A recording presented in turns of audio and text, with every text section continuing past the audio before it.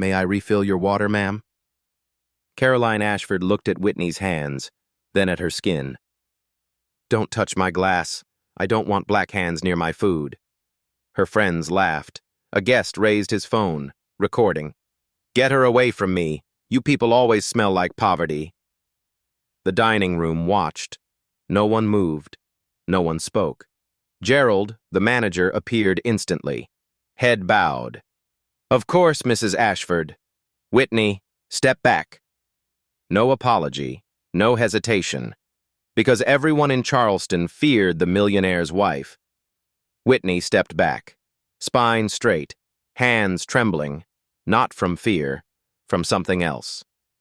None of them could imagine what was coming. In 75 days, before 200 witnesses, Caroline Ashford would sit in silence while her world shattered, and the black waitress she called poverty? She would be the one standing, speaking, making the untouchable woman finally bow her head. 6:45 in the morning. Whitney Brooks stands before a small bathroom mirror in a one-bedroom apartment in North Charleston.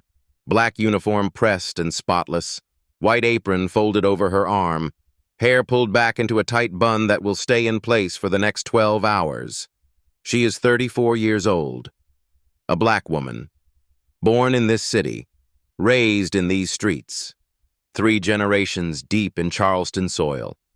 Her grandmother, Loretta, worked as a cook for a wealthy white family back in the 1960s, back when black women entered through service entrances, back when speaking out of turn could cost you everything, your job, your reputation, sometimes more. Loretta learned to bow her head. She learned to hold her tongue even when words burned in her throat. She learned that silence was the price of survival. Her mother, Diane, followed the same path. 30 years waiting tables across Charleston's restaurant scene. Same lessons passed down like a bitter inheritance. Same bowed head, same swallowed pride, same survival. 3 generations of black women. 3 generations who understood exactly where society placed them. But Whitney has always carried a question she never speaks aloud. When does understanding become acceptance? When does survival become surrender? When do you stop bowing and start standing? She shakes away the thought. There is work to do. In the small bedroom, her daughter Amelia sleeps peacefully, 8 years old, chronic asthma that flares without warning. The nebulizer machine sits on the nightstand like a silent guardian, ready to deliver the medication that keeps her breathing steady. As long as Whitney has health insurance, Amelia has that machine. As long as Whitney has her job, she has health insurance. The chain is simple. The stakes are absolute. Whitney watches her daughter's chest rise and fall, steady rhythm, peaceful face, completely unaware of the calculations her mother runs every single day. This apartment has 1 bedroom. Amelia gets the bed. Yeah. Whitney sleeps on the sofa. There is no complaint in this arrangement. Just reality accepted and managed. She kisses Amelia's forehead, gentle enough not to wake her, grabs her keys, and steps out into the humid Charleston morning. The Gilded Oak restaurant sits in the heart of Charleston's historic district. 85 years of tradition wrapped in white columns and ivy-covered walls. Crystal chandeliers imported from Vienna hang above tables dressed in white linen changed between every seating. The menu is printed on cream-colored cardstock without prices, because the clientele who dine here never need to ask what things cost. Politicians negotiate deals over lunch. Real estate developers close transactions over dinner. Old Charleston money, the kind that traces back to plantations nobody discusses anymore, gathers here to see and be seen. In 85 years, the Gilded Oak has never promoted a black employee to management. The division is unspoken but absolute. Black staff serve the food, wash the dishes, bus the tables. White staff greet guests at the door, manage the floor, hold the keys. Everyone pretends not to notice the pattern. Everyone understands it perfectly. Whitney has worked here for 11 years. Her employee file tells a story of excellence. 0 late arrivals, Perfect attendance. Not one formal complaint from a guest in over a decade of service. She knows her regulars by name, remembers their allergies, their anniversaries, their preferences for still water over sparkling, their favorite corner tables. 23 five-star reviews on Yelp mention her by name. Whitney made our anniversary unforgettable. Ask for Whitney. She's the best server in Charleston. By every measurable standard, she is exceptional at her job. None of it will protect her from what is coming. She clocks in at 7 sharp. Begins the morning ritual that she could perform blindfolded. Polishing silverware until it reflects light without a single streak. Folding napkins into precise triangles. Checking that every glass is spotless, every plate properly aligned. Gerald Whitmore approaches. Floor manager, 58 years old, 15 years running the front of house. He carries a clipboard he rarely writes on, more prop than tool. Table 7 has a VIP reservation today. He speaks without meeting her eyes. Mrs. Caroline Ashford. You know who she is. Whitney nods. Everyone in Charleston knows that name. Important guest, Gerald continues. His voice carries an unusual tremor. Very important. Don't make any mistakes. Whitney notices something. Gerald's fingers tap against the clipboard in an irregular rhythm. His weight shifts from foot to foot. Gerald Whitmore, who has calmly managed health inspections and celebrity visits and one memorable kitchen fire, appears nervous. She does not ask why. Not yet. 12:30 arrives. The front door opens. The scent enters before the woman. Chanel No. 5. Heavy, expensive, unmistakable. Whitney straightens her posture, prepares her professional smile. She has absolutely no idea that the next 10 minutes will alter the course of her life. Carolyn Ashford enters the Gilded Oak like she holds the deed to the building. In a sense, through her husband Harrison's extensive real estate holdings, perhaps she does. 52 years old. Ivory silk dress that costs more than Whitney earns in a month. Triple strand of pearls around her neck. Not costume jewelry, the real kind that takes decades to cultivate. Cartier sunglasses pushed up into hair that was professionally styled before 9 a.m. 2 women trail behind her. Same age bracket, same wealth bracket, same practiced way of scanning a room to confirm they are the most important people in it. Before Whitney can approach table 7, a hand catches her elbow. Tanya Robinson, 29 years old, black, 3 years at the Gilded Oak. Her whisper barely travels past Whitney's ear. Be careful with this one. Whitney turns slightly. What do you mean? Last year, a girl named Lisa Crawford worked here, 24 years old, black, like us. Tanya's eyes dart toward Caroline's table, then snap back. Mrs. Ashford wanted to switch tables. Lisa told her politely that the other table was already reserved for another party. Just stated a fact, nothing rude. What happened to her? Tanya's jaw tightens visibly. 1 week later, Lisa was terminated. The official reason in her file said attitude not suitable for our establishment. No prior warnings, no write-ups, no chance to defend herself, just gone. Whitney absorbs this information. Did anyone speak up for her? Nobody. Tanya shakes her head slowly. Nobody asked questions. Nobody filed a complaint on her behalf. Nobody risked anything. Because everyone already knew. Knew what? Tanya holds her gaze. Everyone is afraid of her, Whitney. I mean everyone. Gerald is afraid. The owners are afraid. The Charleston Commerce Association is afraid. The whole city walks on eggshells around that woman. You cross Caroline Ashford, you disappear. Maybe not immediately, maybe not obviously, but eventually, you're gone. Whitney processes this warning, files it in the mental cabinet where she stores every injustice she has witnessed since childhood. Then she squares her shoulders. I'll be careful. She approaches table 7 with her professional smile in place. Caroline Ashford does not acknowledge her existence, does not look up, does not pause her conversation. "Good afternoon," Whitney begins. "Welcome to the Gilded Oak. My name is Whitney, and I'll be taking care of—" "Change the table." Caroline speaks to her friend, not to Whitney, as if Whitney were furniture. "I don't like this light." Whitney maintains her composure. "Of course, ma'am. Right this way." She leads them to table 12. Caroline sits, surveys her surroundings for approximately 4 seconds, then rises again. "No. This one is too close to the kitchen. I can hear the noise." Table 9. "The chair is uncomfortable. Don't you people check these things?" Table 4.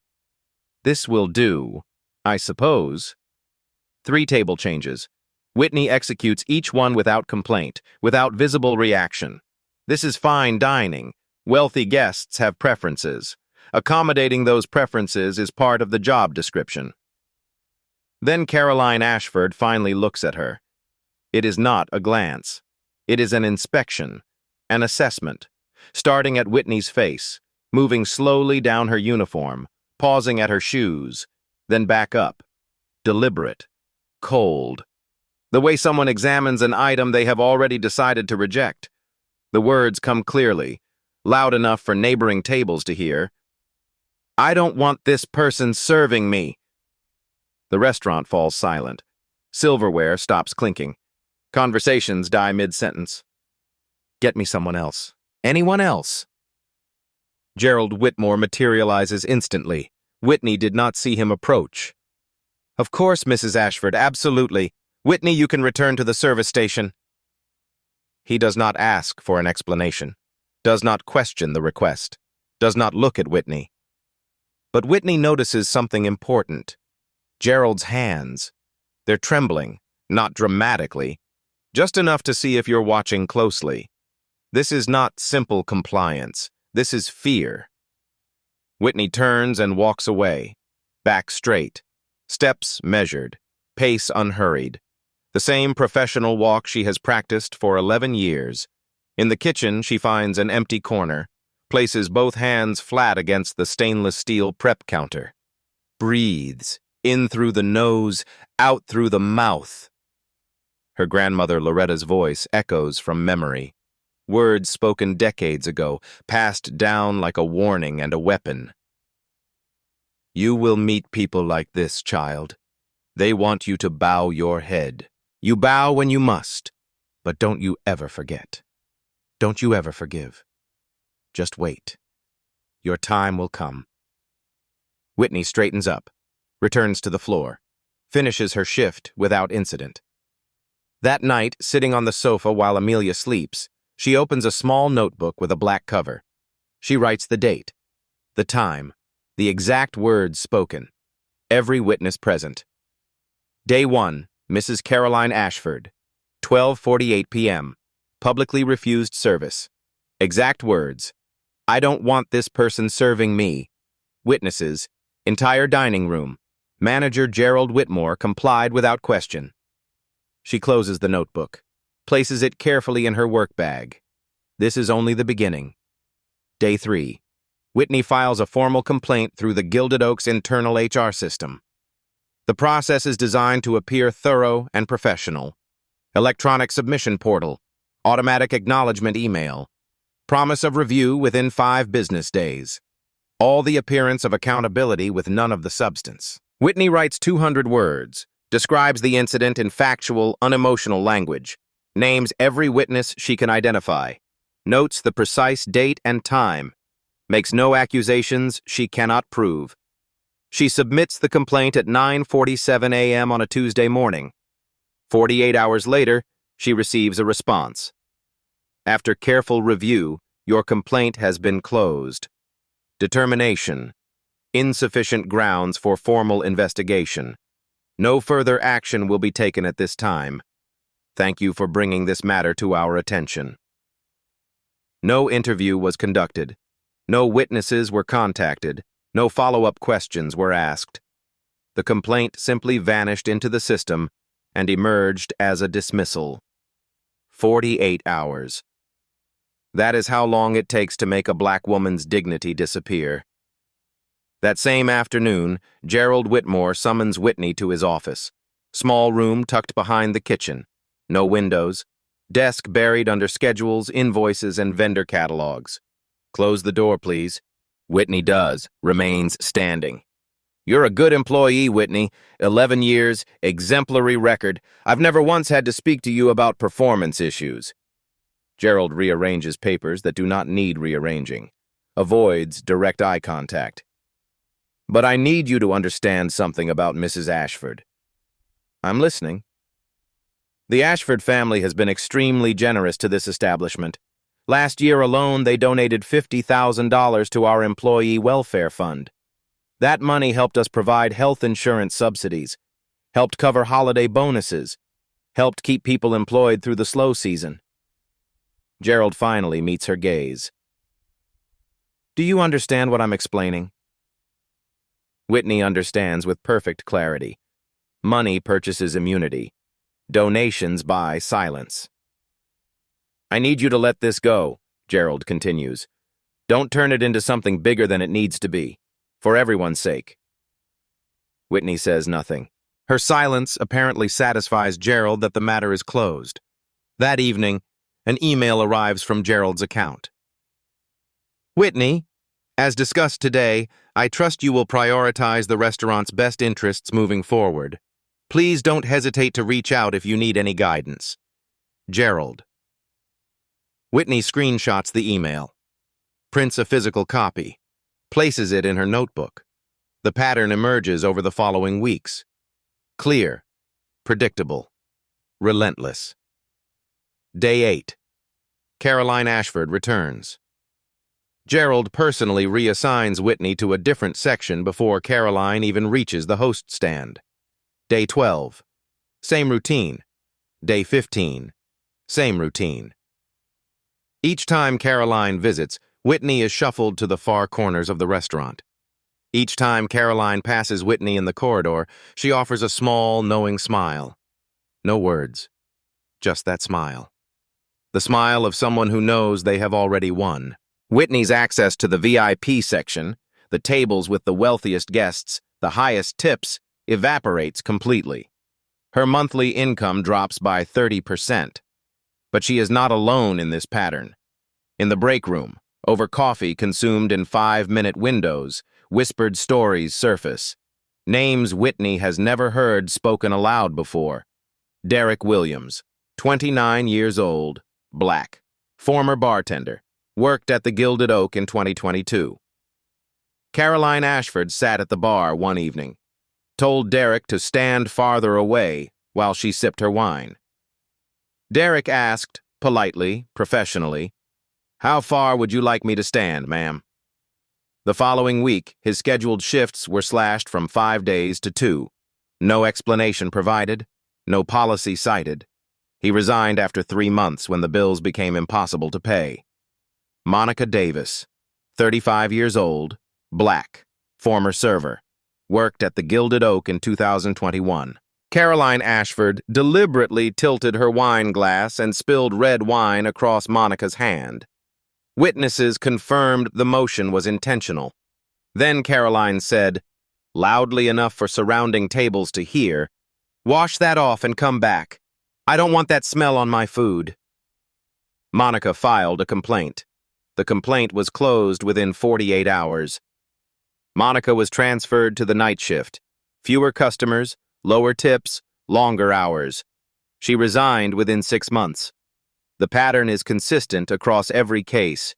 No immediate terminations. That would create legal liability. Instead, a gradual suffocation. Hours reduced. Sections reassigned. Opportunities denied. Support withdrawn. The target eventually quits on their own terms. No fingerprints visible. No lawsuit possible. No accountability required. Just a slow erasure. Day 12 brings a second direct confrontation. Whitney is working table 9, safely outside Caroline's designated territory. But Caroline walks past on her way to the restroom. Stops. Turns. Looks at Whitney with that same measuring gaze. Still here? Her voice is soft, almost pleasant, conversational. I would have thought people understood their place by now. Behind the bar, Tanya Robinson's hand moves slowly toward her phone. She positions it carefully, casually. Begins recording without drawing attention. 2 minutes and 18 seconds of footage. Caroline's face clearly visible. Her words clearly audible. Timestamp embedded in the file. Whitney does not respond to the provocation. She continues serving her table. Takes the order. Refills the water glasses. Professional. Composed. Invisible. But something has fundamentally shifted inside her. After the shift ends, she finds Tanya in the parking lot. I saw you recording. Tanya hands over her phone without hesitation. Thought you might want evidence. In case. Whitney watches the video. Once, twice, 3 times. I'm not going to forget this, she says finally. I'm just going to wait. Wait for what? Whitney does not answer directly. But she adds another detailed entry to her notebook that night, and the next night, and the next. She also begins documenting something else, something about Caroline Ashford that nobody else seems to have noticed or recorded. The woman never loses control, never raises her voice beyond a certain calibrated volume, never displays visible anger or obvious frustration. Every insult is delivered with a smile. Every act of cruelty is wrapped in pleasant tones and perfect composure. In all of Charleston, no one has ever witnessed Caroline Ashford break. Whitney notes this observation carefully. It will matter later. Day 14. The dinner shift ends at 10 p.m. The parking lot empties slowly under yellow sodium lights. Tanya approaches Whitney near her car. I transferred the video to 3 separate locations. Cloud storage, external hard drive, my sister's email account. It's backed up permanently. They can't make it vanish. Whitney accepts Tanya's phone, watches the footage one more time in the quiet parking lot. Caroline's voice through the tiny speaker. Still here? I would have thought people understood their place by now. The video quality is sharp. The angle captures Caroline's face without obstruction. The audio captures every word with perfect clarity. This is evidence. Real evidence. Not Whitney's word against a millionaire's wife. Not a memory that can be questioned, twisted, or dismissed. Actual documentation of actual behavior preserved in digital form. Whitney replays it 3 times before speaking. This proves what happened on day 12. One incident. One moment in time. Isn't that enough to do something? Enough for what? Whitney shakes her head slowly. To post online and hope it goes viral? They'll claim I provoked her, that I took it out of context, that I'm seeking attention or money. One video can be explained away by an expensive PR team. Then what do you need? A pattern. Whitney's voice hardened slightly. Lisa Crawford was fired last year. Derek Williams quit in 2022. Monica Davis quit in 2021. 3 people in 3 consecutive years. Probably more if we dig deeper. All black. All targeted by the same woman. All silenced through the same methods. Tanya's eyes widen with understanding. You think they would talk? After all this time? I don't know. But if I can find them, if I can document what happened to each of them, then this video becomes part of something much larger, something that can't be dismissed or explained away. That night, Whitney lies on her sofa in the dark apartment. Amelia's breathing is steady in the bedroom. The neighborhood is quiet. She watches the video one more time on her phone, pauses on Caroline's face. That serene expression, that confident smile, the face of someone who has never faced consequences. For the first time since this ordeal began, Whitney allows herself to feel something beyond humiliation and anger. Not happiness. This situation is far too painful for happiness. but validation, confirmation. She is not imagining things. She is not being oversensitive. She is not misremembering or exaggerating. The cruelty is real, intentional, and now documented. She thinks about Lisa Crawford, 24 years old when she was terminated for stating a simple fact, that a table was already reserved. Where is she now? Still in Charleston? Working somewhere else? Still carrying the weight of what happened to her? She thinks about Derek Williams, Monica Davis, names whispered in break rooms, people who were erased so quietly that most current employees don't even know they existed. Would they speak if someone asked the right questions? Would they be willing to revisit pain they have spent years trying to bury? Whitney's notebook sits on the coffee table. She opens it, reads through her careful entries by the light of her phone screen. Dates, times, witnesses, exact words. A record building page by page. Evidence is a weapon, but weapons require skill and timing to use effectively. Strike too early, and you miss. Strike too late, and the moment passes forever. Whitney decides to wait, continue documenting, continue watching. Build the case piece by careful piece until it becomes undeniable. 4 days later, an email arrives from an unfamiliar address. Subject line: I heard about what's happening at the Gilded Oak. We should talk. The sender: Denise Holloway. Whitney recognizes the name immediately. Former investigative reporter for the Post and Courier, Charleston's major daily newspaper. Denise was forced out 3 years ago after publishing an expose about corruption in the city's land development approval process. Too many powerful people named. Too many uncomfortable questions raised. Now she runs an independent blog called Charleston Unfiltered. Smaller audience but no editorial board to censor her work. No advertisers to pressure her into silence. The email continues. I don't make promises I can't keep, but I know how to find patterns that people want to stay hidden, and I know how to make those patterns impossible to ignore. If you're willing to talk, I'm willing to listen. Whitney reads the message 3 times, then begins composing a reply. The coffee shop occupies a strip mall on the outskirts of North Charleston, 15 miles from the historic district, far from anyone who might recognize either of them.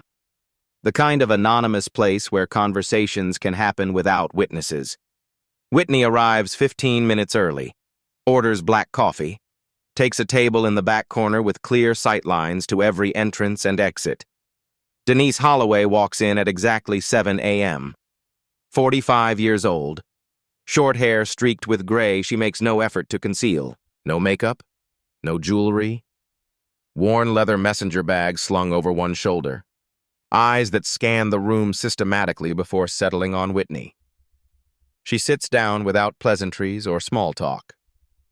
Tell me everything. Start from the very beginning. Whitney slides her notebook across the table. Denise opens it, begins reading. Her expression remains completely neutral, but her eyes move with careful attention over every word, every date, every detail. 3 full minutes pass in absolute silence. You document like a trained journalist, Denise finally says. Specific timestamps, direct quotations, named witnesses, corroborating details. This is thorough work. Is it enough? For proving what happened to one person? No. Courts and public opinion both require more than that. Denise closes the notebook but keeps her hand on it. But you're not the only one this has happened to, are you? No. I've been hearing names. Lisa Crawford, Derek Williams, Monica Davis, others I probably don't know about yet. I've been hearing whispers about the Gilded Oak for years. Denise leans forward slightly. Individual complaints that went nowhere. People who quit suddenly and refused to explain why. A pattern that nobody wanted to examine too closely because examining it would mean confronting uncomfortable truths about how this city actually works. Because of the Ashfords. Because of what the Ashfords represent. Money, political connections. the ability to make problems disappear, the power to end careers with a phone call. Denise's voice carries no emotion, just statement of fact. But patterns are difficult to hide once someone commits to looking. And I've decided to look. Over the next 2 weeks, Denise conducts systematic interviews. She tracks down former employees of the Gilded Oak through social media, employment records, and personal networks. Cross-references termination dates and resignation letters with Caroline Ashford's reservation history. Follows threads that lead to other threads that lead to documentation nobody expected to survive. 7 people ultimately agree to speak on the record. 7 former employees, all black. Lisa Crawford, 24 years old, terminated in 2023. I told her the table was reserved for another party. That was the complete interaction. I wasn't rude, I wasn't disrespectful, I was stating a fact. Lisa's voice carries residual anger even through the phone. 1 week later, HR called me in. They said my attitude wasn't suitable for the establishment. When I asked for specifics, they had none, because there weren't any. They just needed me gone. And they made it happen. Derek Williams, 29 years old, quit in 2022. She told me to stand farther away from her while she sat at the bar, like my presence was contaminating her space, like being near a black man would ruin her evening. I asked how far, just trying to do my job professionally, and suddenly my hours got slashed in half. No explanation, no appeal process. I couldn't survive on 2 shifts a week. Monica Davis, 35 years old, quit in 2021. She poured wine on my hand deliberately. I watched her tilt the glass. There was nothing accidental about it. Then she told me to wash off that smell before I touched her food again. I filed a formal complaint. The complaint disappeared into the system and never came out. They transferred me to overnight shifts where I made half the tips and never saw my kids awake. I lasted 6 months before I broke. Sandra Moore, 38 years old, quit in 2020. She called me "you people" in front of her friends, like I wasn't an individual human being, like I was a representative of something she found distasteful. Her friends laughed. James Turner, 42 years old, quit in 2019, the only man among the 7. I was a line cook, head of the evening prep station. She walked into the kitchen, guests are absolutely not supposed to be back there, and announced that my cooking smelled strange. Gerald made me apologize to her, made me apologize for doing my job. Patricia Cole, 31 years old, quit in 2018. She asked me if I could read when I handed her the menu, asked if I understood what the words meant, asked if I needed help with the big words. Her friends thought it was hilarious. Angela Foster, 28 years old, quit in 2016. She told me I was lucky to work in a place as nice as the Gilded Oak, lucky they allowed someone like me through the front door, like I should be grateful for the opportunity to serve her. 7 victims, 8 years, all black, all targeted by the same woman, all processed through the same system designed to make them disappear quietly. This is not coincidence. This is pattern. This is policy. But Denise uncovers more than personal testimonies. Her source is a former IT contractor, someone who departed the Gilded Oak with unresolved grievances, and more importantly, with backup files. Among the recovered documents, an email chain from March 2023. From Gerald Whitmore to Harrison Ashford. Subject, "Thank you for your generous contribution." On behalf of our entire staff, I want to express sincere gratitude for the Ashford family's donation of $15,000 to the Employee Welfare Fund. Your continued generosity makes everything we do possible. The timestamp on the email, 3 days after Monica Davis's formal complaint was administratively closed without investigation. Denise presents the email to Whitney at their 3rd meeting. This isn't just silence being purchased. This is a direct payment to make a complaint disappear. $15,000 to close a file and move on. There is more. The Charleston Commerce Association, the business organization that represents the city's most powerful commercial interests, holds quarterly meetings. Most are open to members and documented in public minutes. Some are not. Through a contact within the organization's administrative staff, Denise obtains minutes from a closed-door executive session held January 2024. Agenda Item 7. Informal complaints regarding Mrs. Caroline Ashford. Decision recorded. After discussion, the executive committee has determined that no formal action will be taken regarding this matter. The association values its productive relationship with Ashford Realty Group and sees no institutional benefit in pursuing individual complaints that have not risen to the level of legal action. Whitney reads the minutes twice, 3 times. They knew. The entire business establishment of Charleston knew about her behavior. They documented it in their own meeting minutes, and they chose to do nothing because doing something would cost them money. The Ashfords donate approximately $200,000 annually to various Charleston institutions, Denise confirms. That kind of money purchases a tremendous amount of institutional blindness. Whitney stares at the documents spread across Denise's kitchen table. 7 detailed testimonies. Email evidence documenting payments. Official meeting minutes proving institutional awareness and deliberate inaction. 8 years of evidence. 7 victims. A system architecturally designed to protect one wealthy woman's cruelty. Is this enough? Whitney asks. We're getting close, but for this to truly be undeniable, we need something more. Something in her own voice. Denise pauses, considering. Right now, we have witnesses describing what she said. Witnesses can be challenged. Memories can be questioned.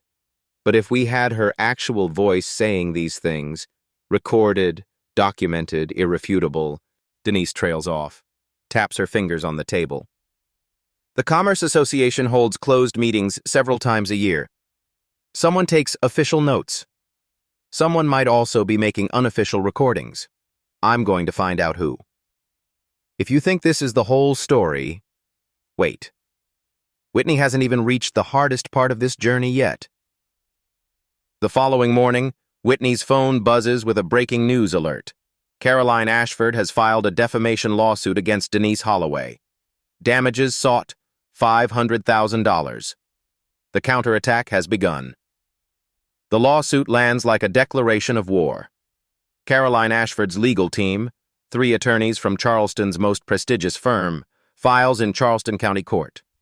$500,000 in claimed damages for defamation, intentional infliction of emotional distress, and tortious interference with business relationships. The filing demands that Denise immediately remove 3 blog posts pending the outcome of litigation. The message is unmistakable. Challenge Caroline Ashford publicly, and she will bury you in legal fees until you break or go bankrupt. Denise refuses to flinch. She retains a defense attorney, pays from her personal savings, depleting her emergency fund, and prepares for a prolonged fight. They want me to go silent, she explains to Whitney over the phone.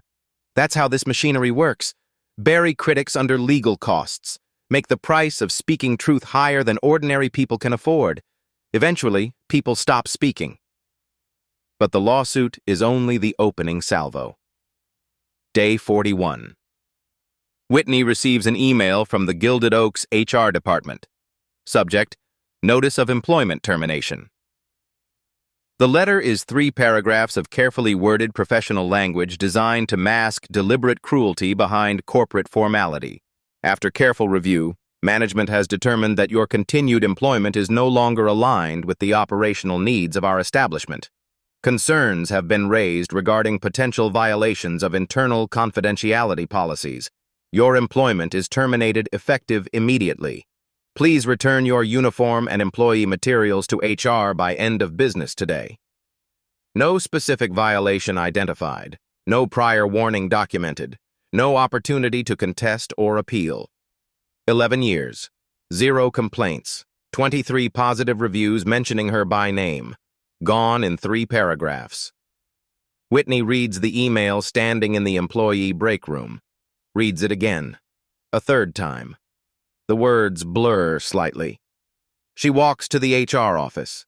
Signs the termination paperwork without argument. Returns her uniform. Does not cry. Does not raise her voice. Does not give them the satisfaction of witnessing her break. In the parking lot, she sits in her car for 45 minutes, engine off. Engine, staring at nothing. The calculations cascade immediately, brutally. No job means no income. More critically, no job means no health insurance. Amelia's asthma medication costs $1,200 per month without insurance coverage. Whitney has $412 remaining in her checking account. The math does not work. The math cannot be made to work. She has perhaps 6 weeks before everything collapses. The public response to the developing story splits along predictable fault lines. Supporters rally on social media. This is textbook racial discrimination. Caroline Ashford thinks she owns Charleston. Whitney should sue them all into the ground. Critics attack with equal fervor. She's just looking for attention. Should have known her place. Probably deserved everything she got. Comment sections become war zones. Denise's blog traffic spikes dramatically, but so do the threatening messages in her inbox. Right of response, neutral tone. Caroline Ashford's attorney releases a prepared statement to local media. Our client categorically denies all allegations of misconduct. The legal actions being pursued are solely to defend her legitimate reputation against baseless and defamatory accusations. Mrs. Ashford has dedicated decades to charitable service in the Charleston community and finds these allegations deeply hurtful and completely unfounded. She looks forward to complete vindication through proper legal channels. The pressure extends outward to everyone connected to Whitney's case. 3 current employees of the Gilded Oak, people who had privately agreed to provide witness statements supporting Whitney's account, withdraw their names within the same week. They cannot risk their jobs. They have families depending on their income. They have bills that must be paid. They have fear that is entirely rational. Denise loses 3 confirmed sources in 7 days. The system functions exactly as designed. Pressure applied, support networks eroded, target isolated. Raymond Grant enters the picture unexpectedly. 41 years old. Labor rights attorney at Legal Aid South Carolina, a nonprofit that provides free legal services to workers who cannot afford representation.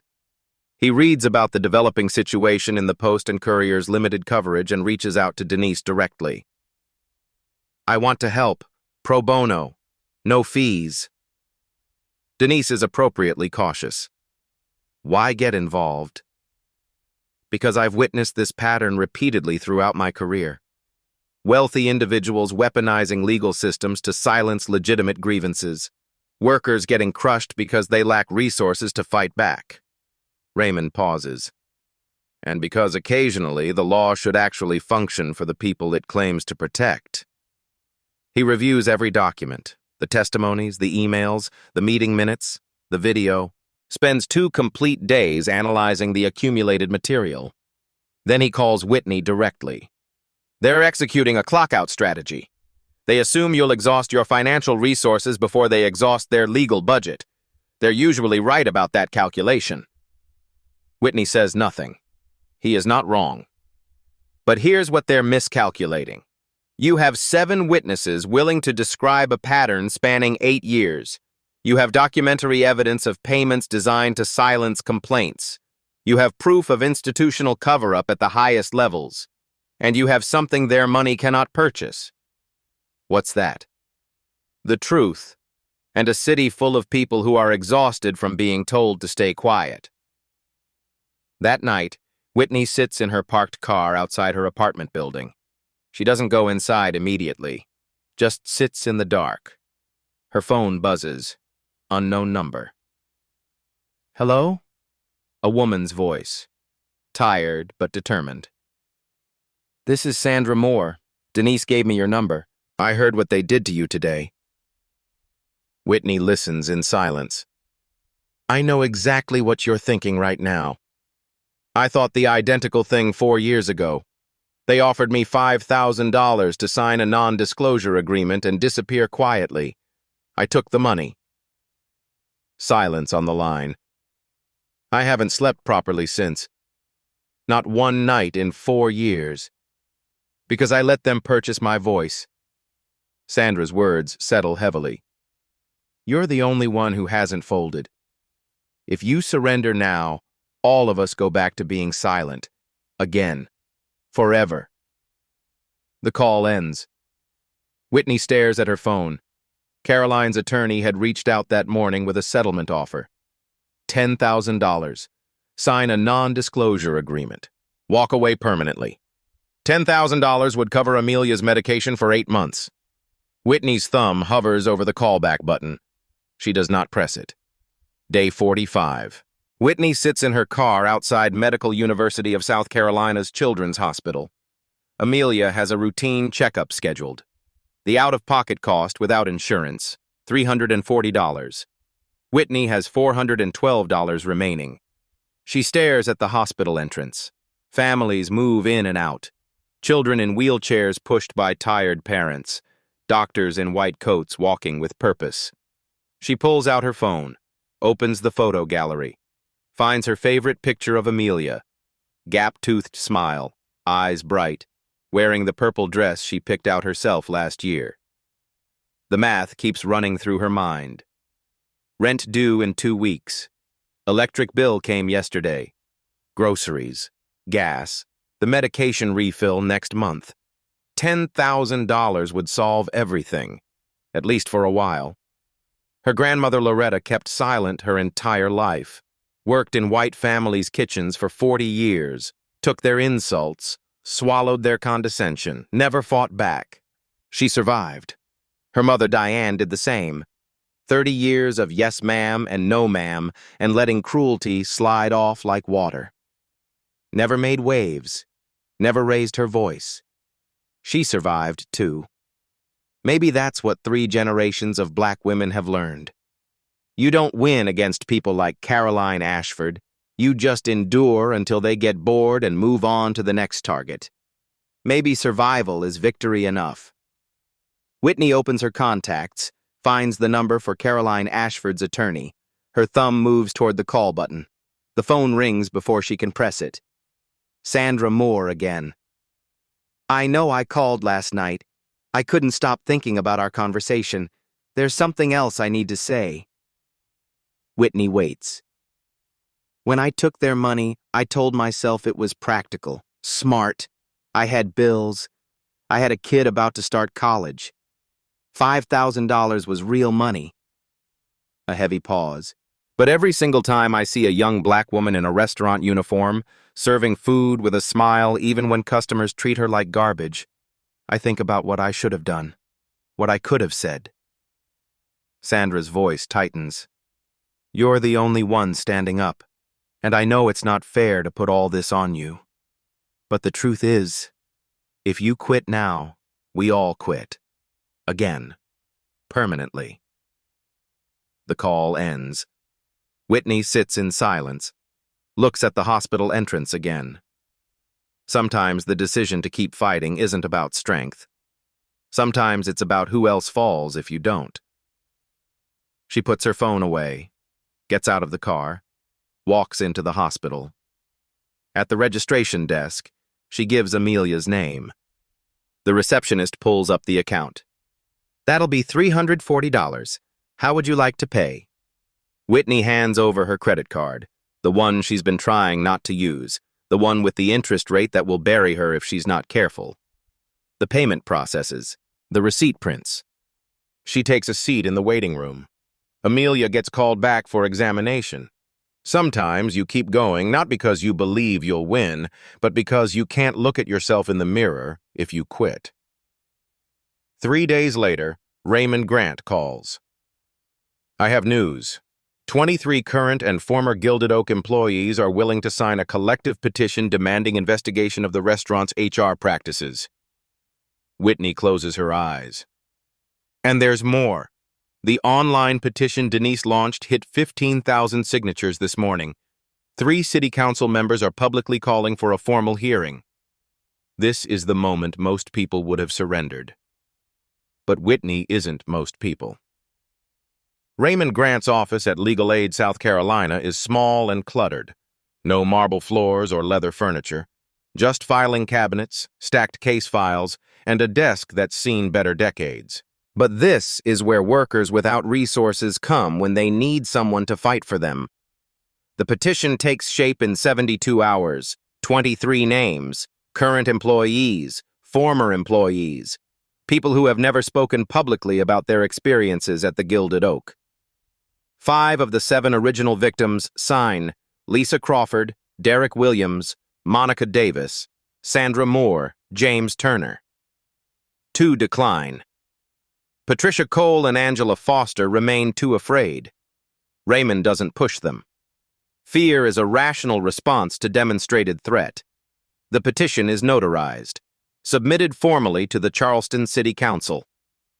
Demand: an official investigation into discriminatory employment practices at the Gilded Oak restaurant and the Charleston Commerce Association's failure to address documented complaints. Denise publishes the full story on Charleston Unfiltered. Documents everything. Names, links to the petition. 72 hours later, the online version hits 15,000 signatures. The hashtag #JusticeForWhitney begins trending across South Carolina, then regionally, then nationally. The Post and Courier runs a feature story. WCSC-TV requests an on-camera interview. Whitney declines the television opportunity. "I don't want to be famous. I want justice." Pressure mounts on the city council. 3 members issue public statements demanding a hearing. The council chair initially resists, then reverses position when signatures pass 20,000. A hearing date is set, 75 days after Whitney filed her original internal complaint. Something unexpected happens in the interim. Caroline Ashford's attorneys withdraw the defamation lawsuit against Denise Holloway. No explanation provided, no public statement made. Denise reposts her 3 deleted articles within the hour. Whitney receives messages daily now: emails, letters, social media comments from strangers across the country. One stands out, handwritten on notebook paper, from a 19-year-old girl who works at a restaurant in Columbia. "I'm going through the same thing right now. Different city, different rich woman, same treatment. Thank you for not staying quiet. You made me feel like maybe I don't have to be quiet either." Whitney reads the letter twice, folds it carefully, adds it to her notebook. 15,000 people she has never met signed their names for her. Most will never know her personally, but they know what it feels like to be dismissed, diminished, told their place, and they chose not to be silent. Denise calls with additional news. "I found something. A recording from a closed Commerce Association meeting last November." Whitney's pulse quickens. "What's on it?" Caroline Ashford's voice, clear as anything. "And what she says..." Denise pauses. "You need to hear this yourself." Eleanor Reed is 62 years old. She spent 31 years as administrative assistant for the Charleston Commerce Association, took notes at every meeting, kept meticulous records, maintained files that board members forgot existed. She also made audio recordings, every meeting, without fail. "Protection," she explains to Denise over the phone. "I learned early that powerful people will deny anything inconvenient, so I documented everything, backed it up for 8 years. She provides a file, audio format, 51 minutes and 38 seconds, dated November 2023. 8 Commerce Association board members in attendance, plus 1 guest, Caroline Ashford. Whitney and Denise listen together in Denise's home office. Raymond Grant joins via speakerphone. The first 30 minutes cover routine matters, budget allocations, upcoming events, member dues. Then, Agenda Item 7. A male voice, One of the board members raises a concern. We've received multiple informal complaints about Mrs. Ashford's behavior at various establishments. Nothing official yet, but the pattern is becoming difficult to ignore. A pause, shuffling papers. Then Caroline's voice, clear, calm, unmistakable. I don't care what that woman complained about. She's a waitress. She's black. She should know her place. And if she doesn't understand that, I'll teach her. I'll teach all of them. Another board member speaks tentatively. Caroline, don't you think that's a bit much? Caroline's response comes without hesitation. Much? My family donates $200,000 to this city every year. I'm allowed to be much. The recording continues. The board moves to the next agenda item. No further discussion. No objection recorded. Whitney listens 3 times, pauses at the 34-minute mark each time, replays those specific words. She should know her place. I'll teach her. I'll teach all of them. She sits in silence for 2 full minutes after the 3rd listen. Then she speaks. Her voice is calm, almost detached. She said I don't know my place, but she said it in a private meeting, behind closed doors, with people she trusted to keep her secret. Whitney looks at Denise. She was afraid to say those words in public, and now the whole public is going to hear them. Raymond Grant takes the recording to a notary public. The file is authenticated, time-stamped, certified as unaltered. This is no longer hearsay.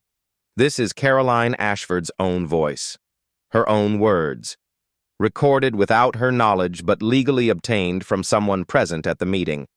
Intent stated explicitly. Target identified by race. Pattern acknowledged. No attorney can spin this. No public relations firm can soften it. No amount of money can make it disappear. The recording is filed as supplementary evidence with the City Council. Day 75 approaches. Hearing scheduled for 2:00 p.m. City Council, Chamber Number 4, Charleston City Hall. Whitney will sit in the front row. Caroline Ashford will sit across the aisle. For the first time since this began, they will occupy the same space, breathe the same air, face the same audience. 200 people will witness what happens, and one of them, the one who should know her place, will stand up and speak. City Council Chamber Number 4, 200 seats, everyone occupied. Television cameras line the back wall. Reporters clutch notebooks. The public gallery buzzes with whispered conversations. 5 council members sit at the elevated dais. Their faces are carefully neutral. Caroline Ashford enters at 1:55 p.m. Navy silk dress, triple strand of pearls, back perfectly straight, chin raised at the precise angle of someone who has never been forced to bow. This is the Caroline Ashford that Charleston knows. Composed, controlled, untouchable. She takes her seat in the front row, does not glance toward Whitney, does not acknowledge her existence. Whitney testifies first. 12 minutes. Calm, detailed. No wasted emotion. She describes day 1, the table changes, the public humiliation, Gerald Whitmore's compliance. She describes Lisa Crawford, Derek Williams, Monica Davis, Sandra Moore, James Turner, Patricia Cole, Angela Foster. 8 years. 7 victims. A pattern that cannot be explained as coincidence. 6 victims testify in turn, 5 minutes each. Their voices sometimes shake, but their words are clear. Then the recording. The council chair speaks into the silence. We will now play an audio excerpt beginning at minute 34. The chamber holds its breath. Caroline Ashford's voice fills the room. She's a waitress. She's black. She should know her place. And if she doesn't understand that, I'll teach her. I'll teach all of them. 200 people hear the words. The silence that follows is absolute. Caroline sits motionless, but not entirely still. Her hands begin to tremble. The diamond ring catches light as her fingers shake against her dress. Her eyes, carefully made up, begin to redden. No tears fall, but the whites turn pink. The council chair speaks. Mrs. Ashford, would you like to respond? Caroline opens her mouth, closes it. No sound emerges. Then Whitney stands. No one requests this. No one grants permission. She simply rises from her seat, back straight, eyes forward, looking directly at Caroline Ashford. The chamber goes silent beyond silence. Whitney does not shout, does not accuse. She speaks as if addressing herself, voice level, clear. You said I don't know my place. Let me tell you where I belong. I am my mother's daughter, my grandmother's granddaughter. 3 generations of black women have bowed their heads in rooms exactly like this one. She pauses, holds Caroline's gaze. But today, I am standing here, and you are sitting there. Whitney sits down. Caroline stares at her. For the first time during the entire hearing, their eyes meet directly.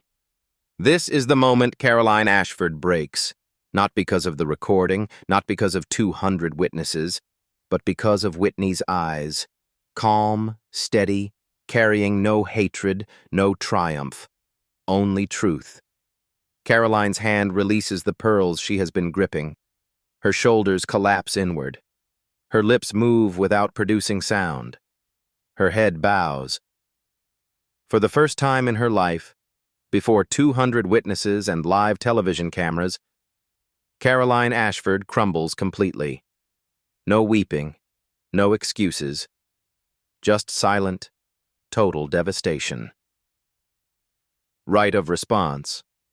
Neutral tone. The council chair offers Caroline another opportunity to speak. Her attorney rises instead, reads a brief prepared statement. Our client has no comment at this time. The council announces its decisions. Gerald Whitmore is suspended pending investigation of the $15,000 payment. The Commerce Association is ordered to reform its complaint procedures. Caroline Ashford faces no criminal charges. The council lacks that authority. But her public image, the thing she protected above all else, lies shattered on the floor of Chamber 4. A reporter intercepts Whitney outside the chamber. Will you return to the Gilded Oak? Whitney considers the question. No, I won't go back to a place that didn't value me. But I hope the next person, the next black woman who walks through those doors, will be treated like a human being.